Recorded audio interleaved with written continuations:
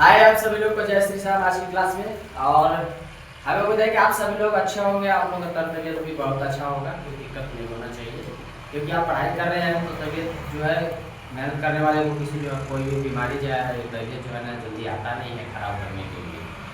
और हमें लग रहा ऐसा रहा है कि आपकी मेहनत जो है एक दिन जरूर रंग लाएगा। और ध्यान रहे जो आज हम आपके साथ टॉपिक लेकर आए हैं बहुत बड़ा, पिछले जो संधि पढ़े थे पिछले क्लास में उसी का भाग 2 है जिसमें कुछ चीज़ें बच गया था जो आज हम आपको क्लियर करेंगे। यही भी याद रखिएगा, गलती से भी आप जो इसकी वीडियो मत करिएगा ना तो बहुत समस्या हो जाएगा आपके साथ, आपको समझ में नहीं आएगा। ठीक है, आज की जो टॉपिक है, जो संधि हम लोग पढ़ रहे हैं जिसमें हम यन संधि पढ़ेंगे, विसर्ग संधि पढ़ेंगे, अयाति संधि और व्यंजक संधि, ये सब के बारे में आज पढ़ने वाले हैं। तो सारे टॉपिक को समझने के लिए आपको ये काम करना होगा, कमेंट में लिखना होगा कि आप जो पीछे जो भी टॉपिक आप पढ़े हैं, जो पिछले क्लास में पढ़े हैं, वो कौन कौन सी चीजें पढ़े थे आप। ठीक है, तो आज आप चलिए आप शुरू करते हैं, देखते हैं आज आप क्या क्या चीजें सीख पाते हैं और क्या चीजें नहीं सीख पाते हैं।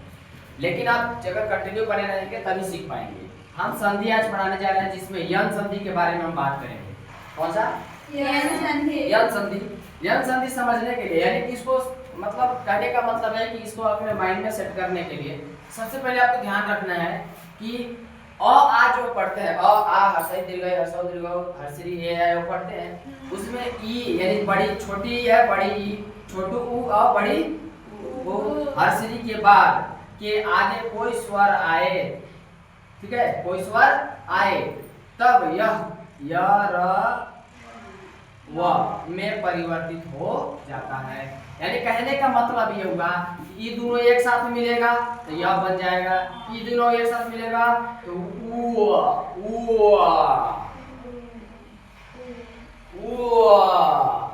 क्या बन गया? वह बन जाएगा। ये दोनों यह बन गया है नहीं? बात समझ में आ रहा है नहीं? मतलब र बन गया है ना? ये सब चीज कहते हैं ना कि अगर आप लगातार वीडियो देखिएगा अब ऐसे दौड़ा के देखिएगा तो कैसे पता चलेगा, कितना बढ़िया आपको याद हो गया होगा कि तू एगो बड़का ई और छोटका ई दोनों मिलेगा तो क्या बनेगा? या बन गया। और अगर बड़का ऊ और छोटका ऊ मिलेगा तो वह बन गया। और हर्षरी से करता है, आपको भी समझ में तो ये मतलब ऐसा जगह दिख जाए तो आपको समझ लेना कि होगा। जैसे यहाँ देखिए लिखा है, उसको क्या कहेंगे हम? यन संधि कहेंगे। क्या कहेंगे? यन संधि कहेंगे। अब आप कहते हैं कि मास्टर ये बताओ कि हमरा कैसे पता चलेगा कि यन संधि है में करेगा, तब कुछ मत दिमाग लगाइए, ज्यादा चौका चटनी वाला बात भूल जाइए। एक ही बात आपको याद आना चाहिए कि यार लवा में कर होगा, बस बाकी कुछ नहीं होगा यन संधि में।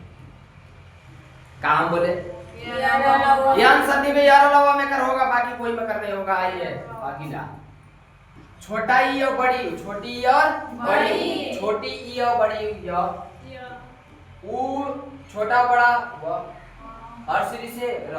ये अब ट्रिको में लिखा है, तो ट्रिको लिखा है शब्द का पहला या दूसरा वर्ण आधा हो और उस आधे वर्ण के तुरंत बाद अंतस्थ व्यंजन हो।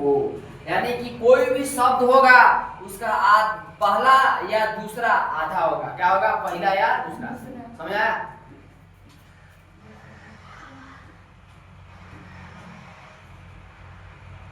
ये पहला या दूसरा, पहला आधा आ गया कि नहीं आया?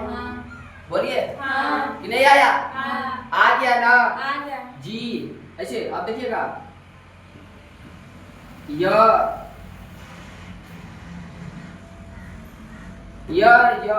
अरे गलती लिखा गया ना। हाँ अत्याधिक लिखना होगा। तो अत्याधिक लिखना तो यहाँ देखिए तो आधा तो आया कि नहीं आया? आ गया ना? तो यही कह रहा है कि पहला या दूसरा क्या हो? आधा वर्ण हो आता हो और उस आधे वर्ण के तुरंत बाद कहा जाता हो अंतस्थ व्यंजन।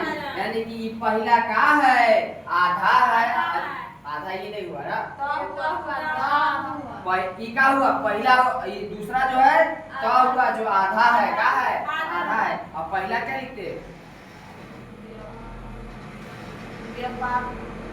स्थान लिखना होता।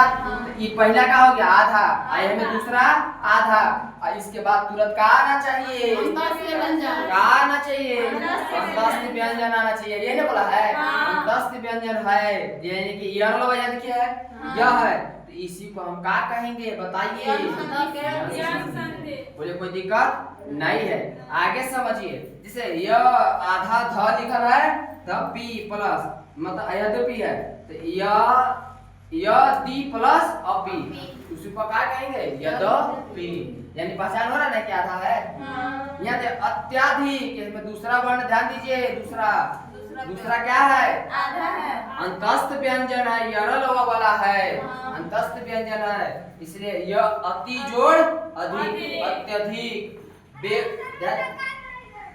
जोड़ सॉरी व्यवसाय, यानी कि बी जोड़ अवसाय, व्यवसाय होगा। समझ में आया नहीं आया? आ रहा है कि नहीं आ रहा है? तो आप कहिएगा कि मास्टर उधर से पहचानेंगे कि इधर से, तो इधर से पहचानेंगे, उधर से नहीं ना। ऐसे देले रहेगा अत्य जोड़ सॉरी आदि जोड़ अपि, अत्यादि मतलब यद्यपि हो गया। उसके बाद अति जोड़ अधिक, तो अत्यधिक, तो उसको जब लिखिएगा ना तब आपको पता चलेगा कि क्या हो रहा है। समझ में आया नहीं आया? आइए, उसके बाद आता है विसर्ग संधि। कौन सा संधि आता है? विसर्ग संधि। जो विसर्ग संधि के बाद स्वर व्यंजन आता हो, स्वर तथा व्यंजन आता, यानी कि विसर्ग के बाद स्वर आता हो और व्यंजन आता हो, तो हम उसे कहेंगे कि विसर्ग संधि है। बोले समझ में आया? अब देखिए विसर्ग संधि बहुत आसान है पहचानना, बहुत आसान। ये दिख भी रहा है उतने को बढ़िया से, नहीं दिख रहा है? दिख रहा है। अब एक बात और याद रखिएगा, विसर्ग संधि में सबसे बड़ा बात, किसी से झमेला नहीं रखता है। क्या नहीं रखता है? कोई से झमेला नहीं रखता है। मतलब ये हुआ, यहाँ देखिए म म त क र य प ना, नहीं समझ में आया? मतलब सब बिना मात्रा के, बिना टोपी के, सब बिना टोपी के, बिना मात्रा के रहेंगे। याद रखिएगा, ये सी को क्या कहेंगे हम लोग? विसर्ग संधि कहेंगे। क्या कहेंगे? विसर्ग संधि। संधि नहीं, विसर्ग संधि। संधि। फिर आप लोग दोनों मिलकर बतिया रहे हैं। विसर्ग संधि ना, जैसे देखिएगा मनः जोड़ अनुकूल, मनोनुकूल, मनः जोड़ योग, मनो योग, तपः जोड़ भूमि, भूमि। आ रहा समझ में? बिना मात्रा वाला होंगे शुरू वाला अक्षर, बस हो गया काम। बोले कोई दिक्कत नहीं, तो बहुत आसान से पहचान सकते हैं। खैर कोई बात नहीं, टेस्ट होगा तो आपको पता चल जाएगा। हाँ, आगे आते हैं आयाति संधि। आयाति संधि, यदि ए ऐ ओ औ का मेल किसी अन्य स्वर के साथ ऐ आय औ आओ में बदल जाए। समझ आ रहा है ना?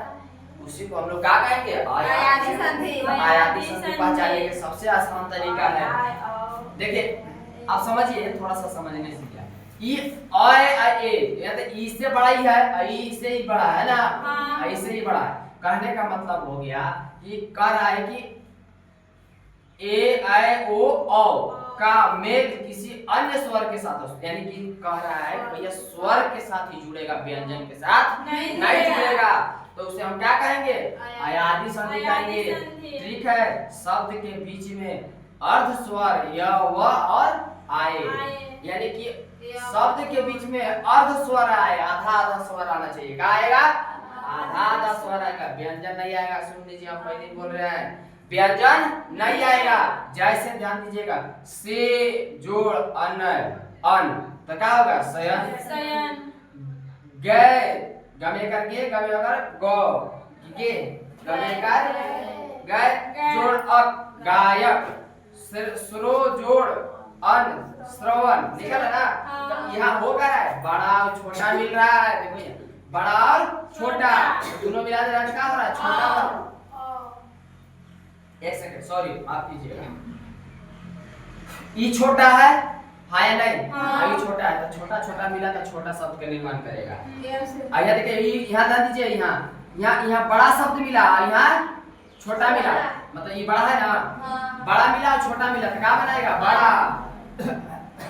छोटा छोटा था छोटा, यहाँ देखिए यह और वह मिलेगा तो आए बना देगा, क्या बना देगा? आए। समझ में आया?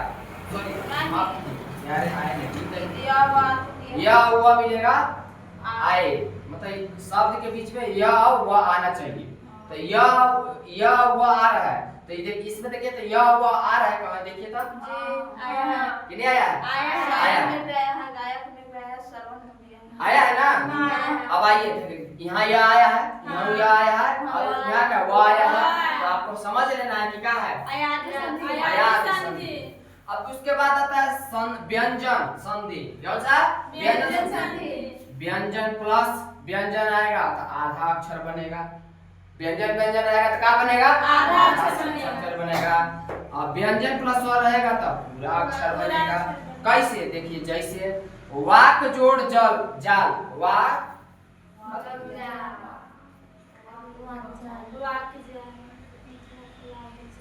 वाक जोड़ जाल, वाग जाल ल होगा, मिट गया होगा। वाक ध्यान दीजिएगा, वाक जोड़ जाल, वाक जाल होगा, क्या होगा?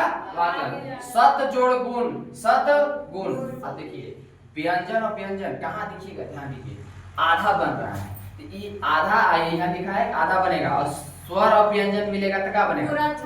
पूरा बनेगा। तो देखिए तो यहाँ ये पूरा बन गया है कि नहीं बना? बना है। यहाँ देखिए एगो इका है व्यंजन है, इका है स्वर है ना कि नहीं है? अब यहाँ देखिए तो ये दोनों के ये दोनों स और सॉरी तो और ग है, दोनों व्यंजन है। तो जब दोनों व्यंजन है कहाँ है? ये देखिए ये दोनों जब व्यंजन है तो देख रहे हैं आधा बना दिया कि नहीं? तो अरे आधा द हलत लगा दिया ना, आधा बना दिया। और यहाँ देखिए ये म है और यहाँ का है स है, और ये दोनों का है बताइए व्यंजन है ना। सन मतलब ऐसे लिखा सारा, देखिए आधा ना आ गया है कि ना? चलिए वाला आ रहा है ना, ऐसे स न सा र संसार लिख दीजिए ठीक है। ये पूरा हो गया, देखिए ये क्या हो गया? आधा। मिटाइए आगे ये समजोड़ हार, समजोड़ हार ये दोनों का है व्यंजन है, तो व्यंजन रहेगा तो फिर आधा आ गया ऊपर। समजोड़ वाद, यहाँ देखिए समजोड़ वाद ये क्या हो गया? फिर आधा आ गया क्योंकि दोनों व्यंजन है, ठीक है संवाद हो गया। मुझे समझ में आया?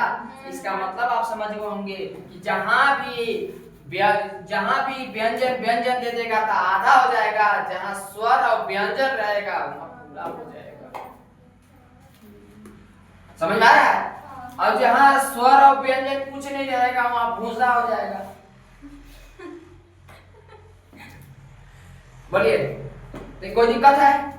तो चलिए आज की हमारी क्लास यही समाप्त होता है। अगर वीडियो अच्छा लगेगा तो लाइक करिए, शेयर करिए, सब्सक्राइब कीजिए। मिलते हैं नेक्स्ट वीडियो में, तब तक आप सभी को जय हिंद।